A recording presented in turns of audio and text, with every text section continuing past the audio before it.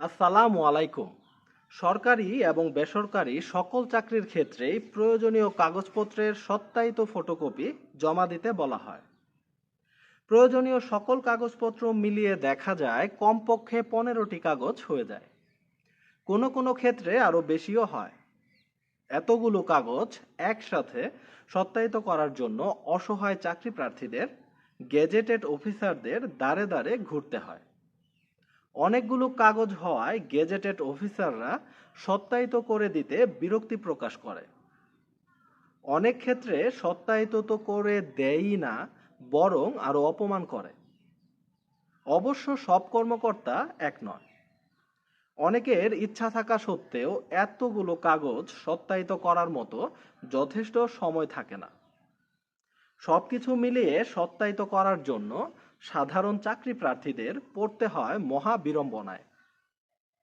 সত্যায়িত নামক এই বিড়ম্বনা থেকে মুক্তি পেতে কিছু বুদ্ধিমান চাকরি প্রার্থী দোকান থেকে সিল এবং কালি কিনে বাসায় নিয়ে গিয়ে নিজের সকল কাগজপত্র নিজেই সত্যায়িত করে ফেলে এবং অন্য চাকরি প্রার্থীদের কাগজপত্রগুলোও সত্যায়িত করে দিয়ে থাকে। এখন প্রশ্ন হচ্ছে, প্রথম শ্রেণীর গেজেটেড অফিসারকে দিয়ে সত্যায়িত না করিয়ে নিজের কাগজপত্র নিজেই সত্যায়িত করে চাকরির পরীক্ষায় বা অন্য কোথাও জমা দিলে কি হবে? চাকরির ক্ষেত্রে কি কোনো সমস্যা হবে? এটা কি অপরাধ? চলেন এই বিষয়টা নিয়ে একটু বিস্তারিত আলোচনা করি। আপনার মূল কাগজগুলো যদি সঠিক হয়ে থাকে তাহলে আপনি আপনার নিজের কাগজপত্রগুলো নিজেই সত্যায়িত করতে পারেন, কোনো সমস্যা নেই।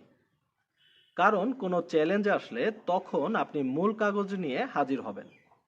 সরকারি চাকরির ভাইভাতে তারা আপনার সকল কাগজপত্রের মূল কপিগুলোই দেখবে, কোনো সত্যায়িত ফটোকপি দেখবে না। তারা চেক করবে আপনার মূল কাগজগুলো সঠিক কিনা। সত্যায়ন নিয়ে তখন কোনো মাথা ঘামাবে না। কাজেই আপনি সত্যায়িত যেভাবে ইচ্ছা সেভাবেই করতে পারেন। এটা নিয়ে অত বেশি আতঙ্কিত হওয়ার কিছু নেই।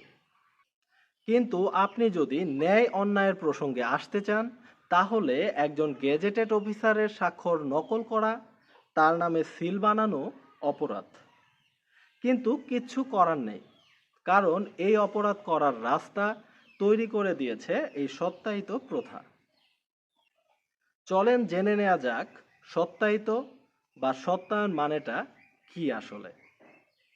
সত্যায়িত বা সত্যায়ন মানে হলো কাগজে যা লেখা আছে তা সত্য, আর ছবির পিছনে যার নাম লেখা আছে ছবিটিও সেই ব্যক্তিরই বলে স্বীকৃতি দেওয়া। তার মানে হচ্ছে আপনার পরিচিত, অর্থাৎ আপনাকে চিনে এমন কোনো গেজেটেড কর্মকর্তা যদি থাকে তাহলে কেবলমাত্র তিনিই আপনার ব্যাপারে এই স্বীকৃতি দিতে পারবে। যে অফিসার আপনাকে চেনেই না সেই অফিসার আপনার ব্যাপারে স্বীকৃতি দিবে কিভাবে? তাহলে এখন কথা হচ্ছে, যার পরিচিত সরকারি কর্মকর্তা আছেন তিনি হয়তো সত্যায়িত করতে পারবেন, তার কাজ হয়ে যাবে।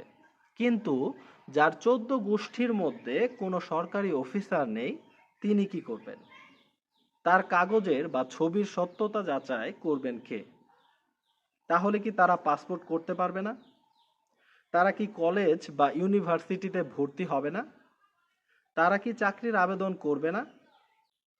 আসলে সত্যায়িত সিস্টেমটির এখন আর কোনো যৌক্তিকতা নেই। সকল কাগজপত্র সত্যায়িত হতে হবে এটা শুধু নিয়ম রক্ষার জন্যই এখন চাওয়া হয়। তবে আশার সংবাদ হচ্ছে যে সত্যায়িত প্রথা বাতিল করার জন্য উচ্চ পর্যায়ে কথাবার্তা চলমান রয়েছে। যে কোনো মুহূর্তে সত্যায়িত প্রথা বাতিল করা হবে। আশা করি আলোচনার বিষয়টি আপনাদেরকে পরিষ্কারভাবে বোঝাতে পেরেছি। আপনাদের যে কোনো মতামত অবশ্যই কমেন্টে লিখুন। দেখা হবে নতুন কোনো ভিডিওতে নতুন কোনো গুরুত্বপূর্ণ টপিক নিয়ে। ততক্ষণ পর্যন্ত ভালো থাকুন। আল্লাহ হাফেজ।